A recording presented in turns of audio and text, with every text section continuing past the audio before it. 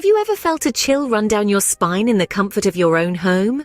Imagine a family, much like yours or mine, living in a picturesque English cottage nestled amidst the rolling hills. It's the kind of place that exudes warmth, a sense of home and comfort.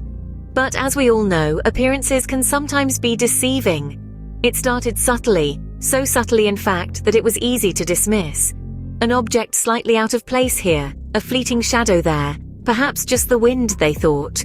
A creak of the wooden floorboards in the dead of night, a door inexplicably ajar, a sudden inexplicable drop in temperature. All harmless enough on their own, but when pieced together, they painted a picture of something out of the ordinary. Then came the whispers, soft and hushed, almost like a sigh carried by the breeze. They would echo through the house, especially when the family was on the brink of sleep. A rustle of leaves, a tap at the window, a sigh in the wind.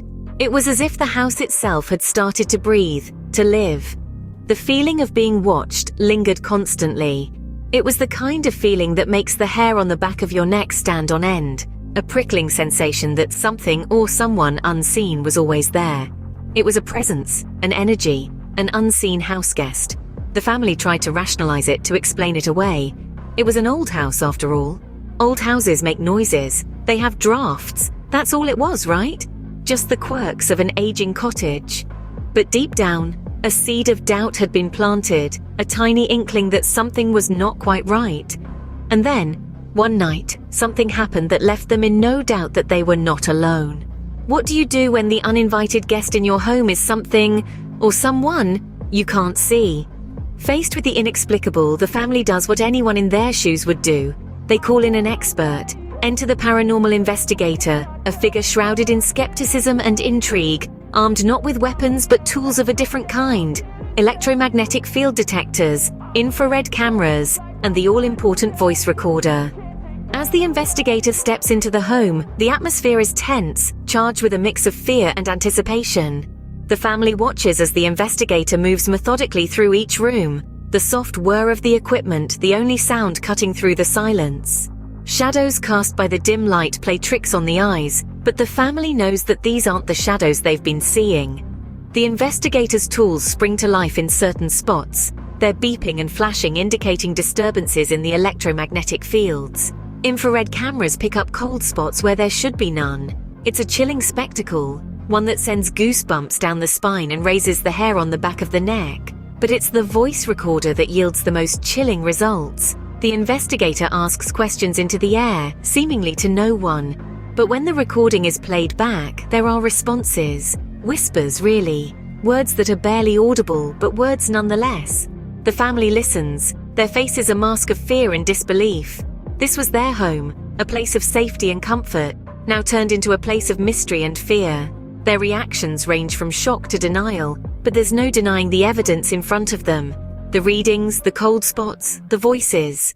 Through it all, the investigator remains calm, detached even. This is their job after all. To them, this is just another day at the office. But for the family, it's a night they'll never forget. The investigation concludes, leaving behind more questions than answers.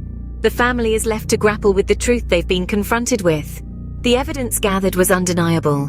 There was a presence in the house. But homes aren't the only places where the unseen can reside.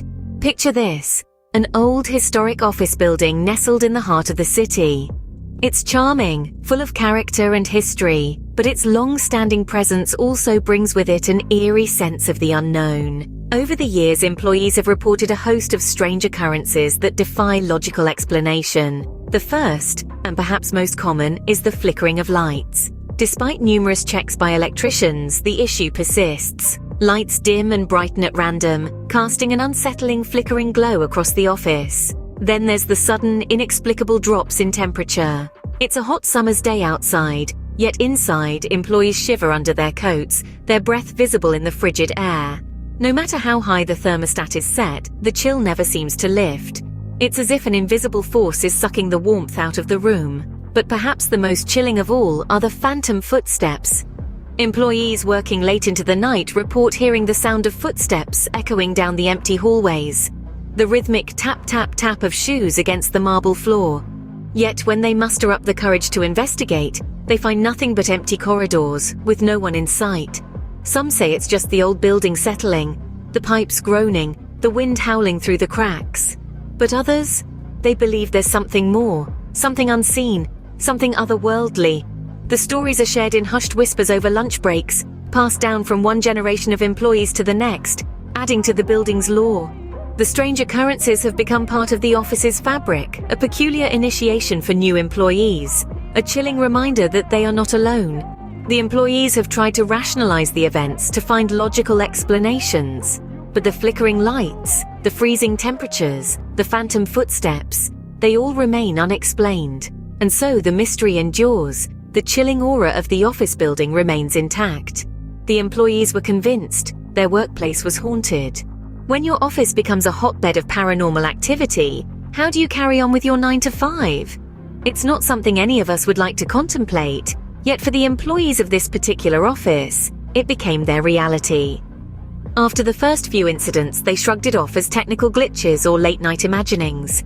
But when the occurrences increased in frequency and intensity, they couldn't ignore it anymore. The decision was unanimous. They needed to bring in the big guns, a team of seasoned ghost hunters. With their infrared cameras, electromagnetic field detectors, and an unwavering sense of determination, these professionals were ready to uncover the truth. As the team set up their equipment, the office staff watched with a mix of trepidation and curiosity. What would they find? Would they validate the experiences that had been shared, or would they dismiss it as nothing more than a faulty wiring issue? The investigation began after sunset. The office, usually buzzing with the hum of computers and chattering colleagues, was eerily silent, save for the occasional static crackle from the ghost hunters' equipment. The night was long, and every creak and groan of the old building sent shivers down the spines of the anxious onlookers. When dawn broke, the ghost hunters gathered the office staff to reveal their findings. They presented recordings of strange, unexplainable noises, fluctuations in temperature, and electromagnetic readings that didn't align with the norm. But the most convincing piece of evidence was a grainy image captured on one of the infrared cameras, an outline of a figure where no living person had been. The reactions of the staff ranged from disbelief to fear, and even relief. Some were glad to have their experiences validated, while others were terrified of what this could mean. They realized that they were not alone in their office, that they were sharing their workspace with entities from another realm. The findings were startling. They were sharing their office with entities from another realm. So what does it mean to share our spaces with the unseen? It's a question that tickles the spine and sets the mind abuzz. It's a question that at its core probes the spectrum of human experience and perception. The stories we've journeyed through today, the unseen house guest, the haunted workplace, they're more than just tales spun around a campfire. They're narratives that offer a window into the enigmatic realm of the paranormal, a realm that exists, it seems, right alongside our own. These narratives are a testament to the human mind's capacity for curiosity, for wonder, for fear, and for acceptance. They remind us that while we may live in the age of science and technology, there are still corners of our world that remain shrouded in mystery, enigmas that elude explanation. Consider the implications of these stories. The people who experience these phenomena, they've had their lives irrevocably touched by the unknown. Whether it's a house that seems to breathe with a life of its own, or an office that whispers with unseen presences, these experiences have left an indelible mark.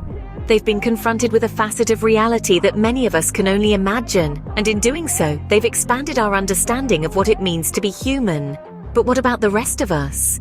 Those of us who've never felt a spectral chill or seen shadows move of their own volition? Well, these stories serve to ignite our intrigue, to tickle our curiosity. They invite us into a world of wonder, a world where the line between the seen and the unseen is tantalizingly blurred.